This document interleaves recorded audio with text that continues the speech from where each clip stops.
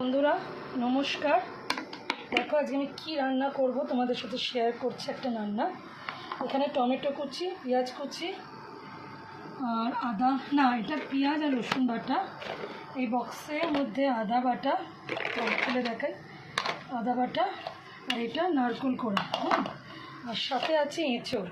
আজকে বানাবো আমি একটা নতুন রকমের এঁচড়ের রান্না, নিরামিষ, শুধু পেঁয়াজ পড়ছে ওর মধ্যে। তার মধ্যে জিরে আর তেজপাতার একটু পেঁয়াজটা রেড করবো বলে একটু চিনি দিয়েছি, 2-4 দানা দিয়ে আমি পেঁয়াজটা এবার ছেড়ে দিলাম। পেঁয়াজটা এবার ভাজা ভাজা হবে। ওকে, পেঁয়াজটা ভাজা ভাজা হলে তবে আমি পেঁয়াজ আর রসুন বাটাটা দেবো। পেঁয়াজটা এবার ভাজা ভাজা হোক, একটু লাল লাল হবে, তার জন্য আমি দিলাম ওখানে, তোমাদেরকে দেখালাম একটু। আমি দেখো লাল লাল রঙটা আসছে পেঁয়াজে, যেরকম আমরা খাসির মাংস আমি দিই, মুরগি মাংস আমার একটু লাল লাল করার জন্য কিছু দিতে লাগে না, একটুখানি দিয়ে দেবো যাতে রেডিশ কালারটা আসছে। দেখো এবার একটু একটু ভাজা ভাজা হোক, তাতে আমি মশলাগুলো অ্যাড করছি। আর বলে রাখছি, আমি এঁচড়টা করবো, এর মধ্যে আমি তোমার ওইটা দেবো না, বলো, আলু দেবো না, আলু ছাড়াই আমি এঁচড়টা বানাবো। ওকে, আলু দেবার আমার কাছে প্রয়োজন নেই। ওদিকে এটা ভাজা ভাজা হোক, তখন আমি টমেটোটা দেবো। টমেটো মশলা সব ভাজা ভাজা হয়ে গেছে, এরপর আমি টমেটো দেবো আর পেঁয়াজ আর আদা, এরপর রসুন বাটাটা দেবো।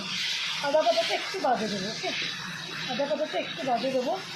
টমেটোটা এটা দিয়ে একটু নুন হলুদ দিয়ে আমি টমেটোটাকে একটু গলতে দিয়ে দেবো। তাহলে আমি এবার নুন আর হলুদটা অ্যাড করে দিই। প্রথমে দিলাম নুন যতটা লাগবে রান্নায়, তারপর দেবো একটু হলুদ যতটা রান্নায় লাগবে একেবারেই দিয়ে দেবো, এই হলুদটা লাগবে।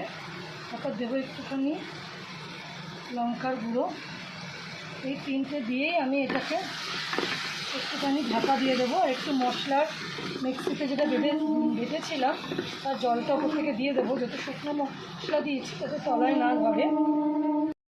মশলা ধোয়া জলটা একটু অ্যাড করে দিলাম, দিয়ে এটাকে একটু নাড়িয়ে চাড়িয়ে। আর ধনে জিরে আলাদা করে দেবে না, আমি ওই যে মশলাটা রেডি করেছিলাম, দেবে না, না দেবে অবশ্যই।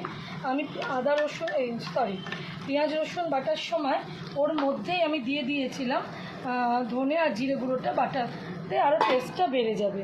এরপর আমি ঢাকা দিয়ে দেবো। ওকে, অবস্থায় আমি আদা বাটাটা এবার দিব উপর থেকে। আদা বাটাটা আমি একটুখানি দেরি করে দিই, বুঝলে, আদাটা বেশি কষলে আমার মনে হয় তিতকুটে হয়ে যায়, এটা আমার মনে হয়, আমার নিজস্ব মতামত বলছে।